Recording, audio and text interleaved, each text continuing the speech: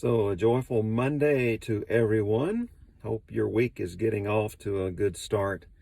It's a beautiful day, man. We've had just lovely weather Saturday, Sunday, and today.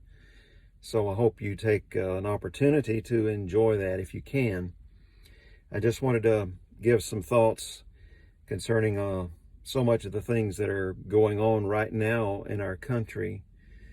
And it's just kind of honestly a scary time for many people, and it's given me some pause, and I just wanted to share some thoughts with you about how I'm processing all of this. I'm really having difficulty putting this video together. I've stopped and started several times, but I just wanted to address the issue of George Floyd and his death. It was a horrendous thing that happened.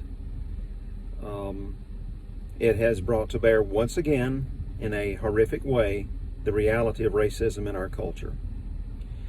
And I believe that we as white believers largely have remained fairly silent. There has been some things that have been spoken, there's been some opinions shared here and there, but largely on a wider scale, we have again kind of remained silent. But this time it seems different. I know it feels different with me, for sure. And kind of breaking the silence and speaking out about this. And I've processed this, the whole thing about racism for a long time. As I've seen it, as I have talked with those who have experienced it firsthand, as we've seen it played out on the national scene in incidents like the one with George Floyd. And but the church, by and large, particularly here in the South, we've talked around it rather than really talking about it, and expressing the truth that the gospel is the answer for this situation, for this horrific thing. Racism is just one manifestation of our sin nature. There are many manifestations of it, but it is one that really has to be dealt with and faced. And we need to speak out as followers of Jesus about it.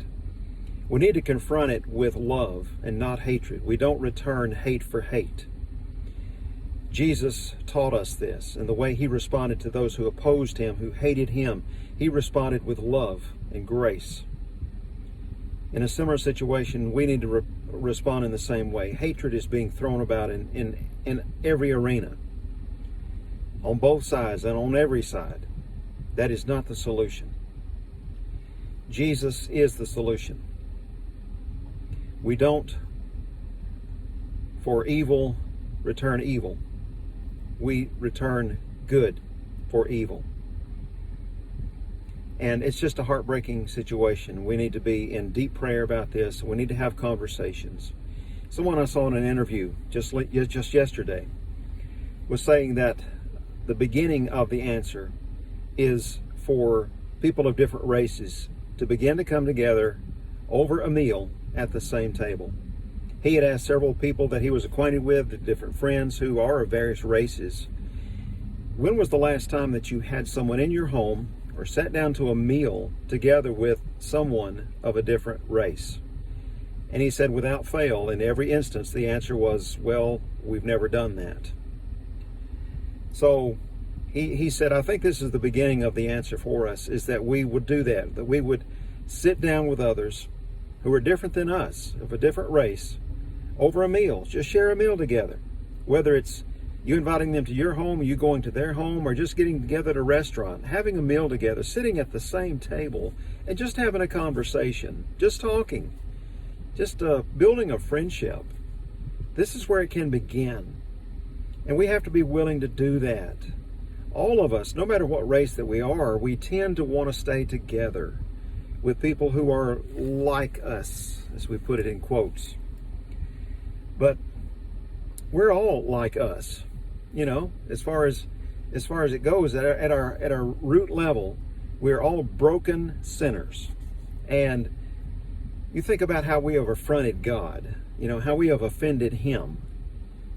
And we need to just begin. We need to we need to really demonstrate love and compassion and grace in the face of all these things. We need to hear one another. We need to hear each other's stories. We need to confront the evil with good in our world. We need to confront the hatred with love, the love that only the gospel can produce in us as we follow Jesus. There is a solution. There ultimately will come a complete restoration of all that is just and good and perfect and right. God will bring this about.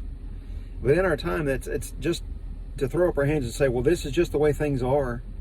That's not an excuse for us to not strive for it now. There is so much injustice in the world.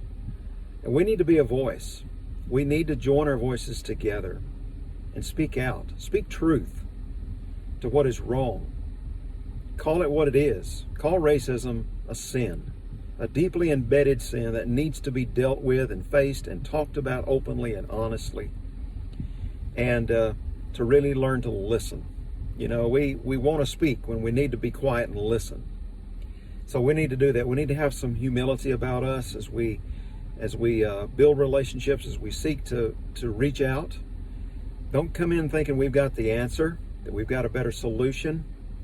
We need to just be quiet and listen and hear the heart and hear the hurt and bring the good news.